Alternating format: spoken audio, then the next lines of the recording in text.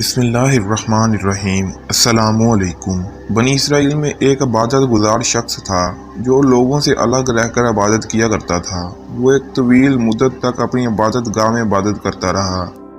بادشاہ صبح شام اس کے پاس حاضر ہوتا اور اسے حاجت وغیرہ پوچھتا تو وہ جواب میں کہتا کہ اللہ عز و جل میری حاجت کو زیادہ جانتا ہے۔ اللہ عز و جل نے اس کی عبادت گاہ پر انگور کی ایک بیل اگا دی جس پر روزانہ انگور لگتے۔ جب اس عابد کو پیاس لگتی تو وہ اپنا ہاتھ بڑھاتا تو اس سے پانی بہنا شروع ہو جاتا۔ وہ اسے پی لیا کرتا۔ کچھ عرصے کے بعد مغرب کے وقت ایک حسین و جمیل عورت اس عابد کے قریب سے گزری تو اسے پکارنے لگی، اے اللہ عز و جل کے بندے۔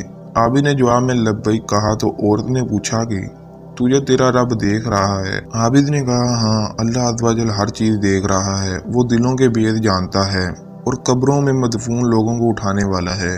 عورت نے کہا شہر مجھ سے دور ہے، یعنی مجھے اپنی پناہ دے دو۔ عابد نے کہا اوپر آ جاؤ۔ جب وہ عورت عبادت گاہ میں داخل ہوئی تو اپنے کپڑے اتار کر برہنہ ہو گئی اور عابد کو دعوت نظارہ پیش کرنے لگی۔ اس عابد نے اپنی نگاہیں جھکا لی اور عورت سے کہا تو برباد ہو، اپنا جسم ڈھانپ لے۔ عورت بولی اگر آج رات مجھ سے نفع اٹھائے گا تو تیرا کیا جائے گا؟ اس عابد نے اپنے نفس سے پوچھا کیا کہتا ہے؟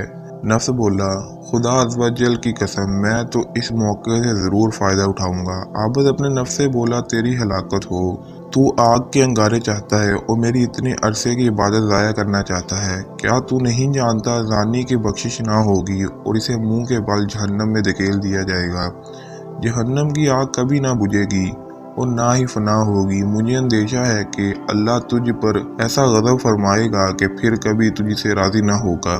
جب اس کے نفس نے اسے مزید ورگلایا تو وہ عابد بولا میں تجھے دنیا کی ہلکی آگ پر پیش کرتا ہوں، اگر تو نے اسے برداشت کر لیا تو تجھے آج رات اس عورت سے نفع اٹھانے دوں گا۔ پھر اس نے چراغ میں تیل بھرا اور اس کی بتی کو بڑا کر دیا۔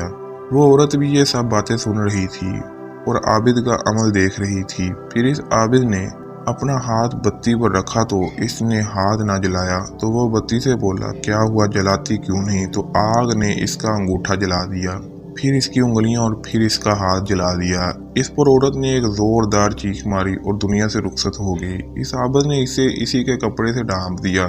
جب صبح ہوئی تو ابلیس نے چیخ کر لوگوں سے کہا اے لوگو، عابد نے فلاں شخص کی فلاں بیٹی سے زنا کر کے اسے قتل کر دیا ہے۔ تو بادشاہ اپنا لشکر اور رایا کے ساتھ سوار ہو کر آیا۔ جب وہ اس عبادت خانے کے قریب پہنچا تو چلا کر عابد کو پکارا۔ عابد نے پکار کا جواب دیا تو بادشاہ نے پوچھا کہ فلاں کی بیٹی کہاں ہے؟ عابد نے کہا وہ میرے پاس ہی ہے۔ بادشاہ بولا اسے میرے پاس بھیجو۔ عابد بولا وہ تو مر چکی ہے۔ بادشاہ بولا جب وہ زنا پر راضی نہ ہوئی تو نے اسے قتل کر دیا۔ عابد کو قید خانے میں ڈال دیا گیا۔ وہ لوگ زانی کو آرے سے کاٹ دیا کرتے تھے۔ اس عابد کا ہاتھ آستین میں چھپا ہوا تھا۔ وہ انہیں اپنا قصہ نہیں بتا رہا تھا۔ پھر اس کے سر پر آرا رکھا گیا اور جلادوں سے کہا گیا کہ آرا چلاؤ تو انہوں نے آرا چلا دیا۔ جب آرا اس کے دماغ تک پہنچا تو اللہ عز و جل نے جبرائیل کو بھیجا، اس سے کہو کہ یہ کچھ نہ بولے، مجھے اپنی عزت و جلالی کی قسم اگر اس نے دوسری مرتبہ آہ نکالی تو میں آسمانوں کو زمین پر گرا دوں گا۔ اس نے مرتے دم تک کوئی بات نہ کی۔ جب اس کا انتقال ہو گیا تو اللہ عز و جل نے عورت کی روح واپس لوٹا دی تو وہ بولی خدا کی قسم یہ مظلوم تھا، اس نے زنا نہیں کیا تھا، میں ابھی تک کنواری ہی ہوں۔ پھر اس نے لوگوں کو پورا قصہ سنا دیا تو انہوں نے عابد کا ہاتھ دیکھا تو وہ عورت کے بیان کے مطابق جلا ہوا تھا۔